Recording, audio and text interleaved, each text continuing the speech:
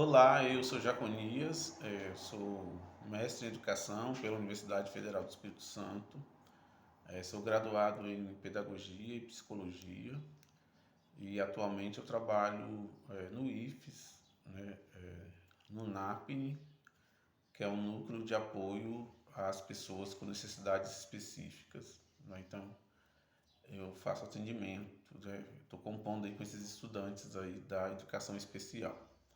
Esse vídeo é para a gente pensar como que a psicanálise, né, como é a psicologia psicanalítica, ela pode contribuir para os processos educativos, né, a gestão da sala de aula.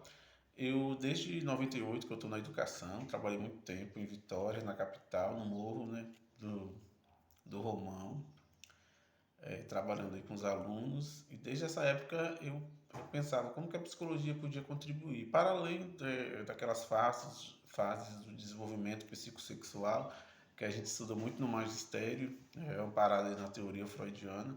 Para além disso, como que eu poderia usar esses conceitos da psicologia psicanalítica na sala de aula, na gestão dos processos educativos. Então eu trago um conceito para a gente pensar hoje nesse vídeo, um conceito do Freud, que é a questão da atenção flutuante. Quem trabalha com a cartografia, que é um método de pesquisa, uma metodologia de pesquisa, né, a geografia do pensamento, usa essa metodologia foi inspirada na atenção flutuante do Freud. Como que você entra em relação com aquilo que flutua, né? Não uma atenção focada, mas uma atenção flutuante. Digamos assim, que várias coisas estão se passando. Imagine que tem uma corrente, essa corrente está girando e várias imagens passam nessa corrente. A corrente gira e você está olhando essa corrente girando com várias imagens. Aí de repente passa uma imagem que chama a sua atenção, digamos uma imagem que você vê algo, por exemplo, um defeito nessa imagem. Opa, tem uma mulher sem cabeça ali, né, digamos. Opa, tem um homem ali cometendo uma coisa que não potencializa a vida, né? Ele está humilhando uma mulher. Então, de repente, alguma imagem que se passa nessa corrente, são várias imagens, um exemplo que eu estou dando, né? Várias imagens. Aí você vê alguma imagem assim, e você para a corrente que está girando e fala, não, vou trabalhar com essa imagem. Aí essa questão é a atenção flutuante. Várias coisas estão se passando e, de repente, uma te captura. Então, isso acontece na clínica, né? Quando a gente trabalha, o paciente vai falando várias coisas, aí é como se tivesse várias penas jogadas no ar, né? Digamos que lá o travesseiro explodiu e várias penas, né, são lançadas. Então, várias coisas. De repente, você pega uma peninha daquela e analisa. Então, seria isso, a atenção flutuante. Que o Freud trabalhou isso muito lá no início da carreira dele, né? O Freud tinha uma paciente. Como é que nasceu essa questão da atenção flutuante? Freud tinha uma paciente que era Berta Pappenheim, era uma paciente em Viena, né? Foi no século XIX, né, que isso aconteceu. E Freud tinha foi a primeira paciente, na verdade, do Freud, né? O nome dela era Ana O. Foi um nome fictício que o Freud deu, mas como esse caso ficou muito famoso, as pessoas acabaram descobrindo que a Ana O, o nome verdadeiro dela era Berta Pappenheim, que era uma família judia muito abastada, muito rica, eram comerciantes de Viena. E por que a Berta foi parar no Freud? E como que o Freud, a partir da Berta, da Ana O, traz essa questão da atenção flutuante, que a gente pode lançar a mão hoje para pensar a gestão da sala de aula. Então, a Berta ela tinha 20 anos na época, e por que ela foi procurar o Freud? Ela era filha única, né, porque as irmãs tinham morrido na infância, as mais velhas, as duas irmãs morreram, e ela ficou sendo filha única e ela tinha que cuidar do pai, que tinha uma doença terminal. E a Berta a Ana era muito militante, né? Ela participava efetivamente de movimentos sociais ali da época, né? Lá de Viena. É, e ela acaba desenvolvendo algo que o Freud chamou de histeria, porque ela tinha que abandonar essa vida dela de militância, né? Essa vida nos movimentos, né, sociais, né, que ela vivia de forma intensa. Ela teve que abandonar isso para cuidar do pai, né?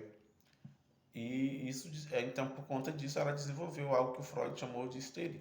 Então, quando a Ana O Aberta chegava no consultório do Freud, o que o Freud fazia? Ele hipnotizava, porque o Freud usou a hipnose por muito tempo, ele hipnotizava a Ana O para poder acessar o inconsciente da Ana O, acessar os seus processos psíquicos, né? E, com o objetivo de atenuar o sofrimento, aquilo que causava dor na Ana O. Então, aí quais eram eu estou falando isso tudo para a gente chegar lá na gestão da sala de aula. Como é que a gente pode pegar essa história para pensar o trabalho com os estudantes? Aí o que a Ana O fazia? Ela paralisava. Qual era o sintoma? Ela tinha uma paralisia das pernas, dos braços, ela ficava muda, o pescoço da Ana O não paralisava, ela não funcionava bem. Então ela tinha essas questões todas que paralisavam o corpo. E nessa mesma época, o Freud estava. Tem um famoso psiquiatra, tinha um famoso psiquiatra da época, é o Charcot, na França, e o Freud viajava, porque ele e o Charcot, eles estavam. O Freud era médico também, e ele e o Charcot estavam procurando explicações é, é, em torno da histeria. Por que essas mulheres paralisavam? Porque não era só a Ana O, existiam outros pacientes. Por que elas paralisavam o corpo? Mas o Charcot e o Freud estavam procurando alguma coisa que se materializasse no corpo da Ana O, no caso, né, e de outros pacientes. Não tem alguma coisa, alguma disfunção, né, algum determinante biológico no corpo da Ana O. Só que eles não achavam nada, né? Aí o Freud teve essa sacação de hipnotizar a Ana O para buscar explicações é, é, na vida psíquica da Ana O. Então, quando ele hipnotizava a Ana O, tudo voltava ao normal. O pescoço dela voltava a funcionar, ela voltava a enxergar, ela andava normal quando ela estava sob hipnose. Depois que o Freud, depois que ela voltava ao estado normal de consciência, os sintomas reapareciam, ela parava de andar. Então Freud falou assim: se sob hipnose tudo funciona, então no corpo dela não tem nada, né? Então são processos psíquicos. E aí foi uma sacação que nasce a psicanálise, né? Porque o Freud percebeu isso. E então aí quando a Ana O chegava na sessão do Freud, assim, antes dele hipnotizar, ela falava: "O Freud, por favor, deixa eu falar sobre minha vida antes do senhor me hipnotizar". Aí o Freud falava: "Pode falar". Então ela falava de como tinha sido o final de semana, né? Se ela tinha viajado, ela contava as coisas dela. Então toda vez, né, na sessão, a Ana falava: "Freud, deixa eu falar, não me hipnotiza agora, não". Aí ela falava, eu tô assim com minha mãe, com meu pai, contava várias coisas do dia a dia dela. O Freud teve por isso que o Freud é gênio, né? Ele teve uma sacação. Não, eu não preciso hipnotizar essa moça mais não, porque quando ela traz as narrativas da vida dela, eu consigo perceber coisas do inconsciente. A sacação da psicanálise é essa, né? Quando a pessoa está falando, aí vem a atenção flutuante. Por que a pessoa falou isso? Né? É o inconsciente querendo, né? O consciente, quando ele vem à tona. Porque na psicanálise, o que a gente trabalha? O inconsciente, aquelas coisas que estão mal resolvidas, eles vão vir, né? Vão aparecer e emergir por meio do sonho, do xiste ou do sintoma. Então são as três coisas de manifestação do inconsciente, né? Do sonho, do xiste ou do sintoma. No caso da Ana O era por meio do sintoma, né? Ou do sonho, você vai sonhar com coisas mal resolvidas, né? Você vai sonhar com coisas que você não está dando conta no dia a dia, ou do xiste, que são as brincadeiras, as piadinhas, né? Por que que a pessoa faz tanta brincadeira com isso? Ou piadinha? Pela psicanálise, a gente vai assim, é um sintoma. É o modo que ele usa com essas brincadeiras para dar conta de algo que o faz sofrer. No caso da Ana Off, eram os sintomas, né, que apareciam. Então aí quando o Freud deixava ela falar, ele falou, não, eu consigo perceber algumas coisas da vida psíquica da Ana Off por meio das suas narrativas. Então ele abandonou a hipnose e começou a trabalhar com atenção flutuante. Quando a Ana Off contava as coisas, ele falava, por que você falou isso? Né? Por que você sempre, quando fala de seu pai, você usa o mas, o entretanto, todavia, né? Então aí o Freud foi percebendo, porque sempre que você fala de sua mãe, você torce o olho direito, né? Aí ele começou a ver esses sinais, então ele percebeu, não preciso de hipnose, mas não, é só ficar atento à atenção flutuante, essas coisas que a Ana O traz. Então, de posse disso, como é que a gente pode pensar a sala de aula? Nossa, porque isso vai aparecer lá, né? Tendo em vista que a BNCC fala que é papel do professor, da escola, trabalhar as habilidades socioemocionais, isso está prescrito, né, na BNCC. Como que a gente pode usar esse conceito da atenção flutuante para pensar a gestão da sala de aula? E é sempre bom ficar atento assim, ao que os alunos dizem. Que tal uma atividade? Vamos escrever os sonhos que vocês estão tendo, já que o inconsciente se manifesta por meio dos sonhos, né? O sintoma vai aparecer, aquilo, é o sintoma no físico, né? Mas ele também vai aparecer lá por meio do sonho, vai aparecer no sonho. Que tal pedir para as crianças, os adolescentes escreverem sobre seus sonhos? Mas não é o sonho do que você quer para o futuro, o sonho que você tem enquanto dorme. Então, as crianças, né, os adolescentes podem escrever esses sonhos, pegar aquilo que está no inconsciente, né, aquilo que está na mente, e transformar em palavras, né, trazer, materializar num papel ou digitar essas imagens oníricas, né, essas manifestações oníricas que aparecem enquanto a pessoa dorme. E depois o professor pode ler essas redações e perguntar por que o aluno escreveu aquilo. Ao invés de trabalhar outras autorias, essas de outros autores, que também é importante, mas você vai trabalhar com a ficção de si mesmo. Você vai trabalhar com os sonhos dos próprios estudantes. É uma ficção de si mesmo.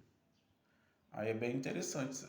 E o professor dá uma devolutiva para o aluno, não como psicoterapeuta, mas outra coisa que o Freud traz para a gente é a questão de quando você fala sobre aquilo que te traz dor, você elabora, então aí você sofre menos. É claro que na psicologia a gente não tem a intenção de, de resolver todos os problemas, mas a psicologia existe para poder atenuar a dor, né? A dor de existir. E o professor pode também trabalhar isso na sala de aula, ajudar o aluno a diminuir, atenuar, né, esse sofrimento psíquico por meio da escrita. E na sala de aula também eles falam muitas coisas, né? Então é sempre bom a pergunta: por que você me perguntou isso? O aluno pergunta para você, professor, assim, você tem mãe?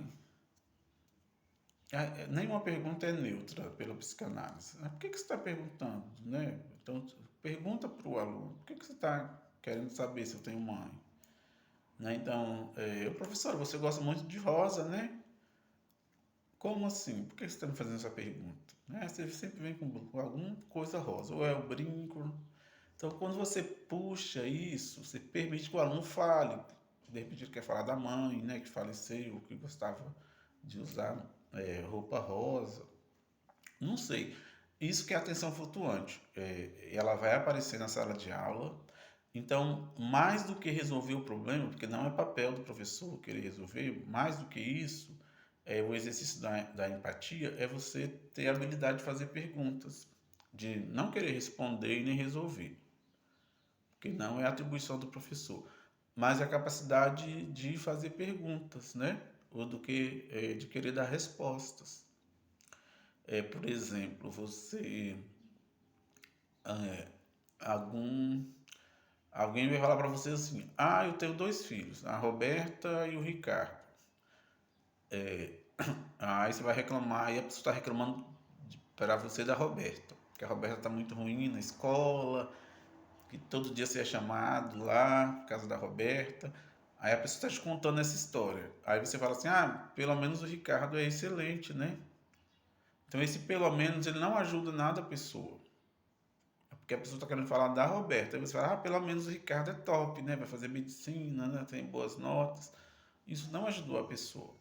É porque você fica nessa ânsia de atenuar a dor da pessoa. Não, ela quer falar da Roberta, então é bom você escutar, né? O que ela tem para falar da Roberta. Então, o exercício da empatia nunca tem que aparecer a frase pelo menos, né? Ah, eu fiquei viúva.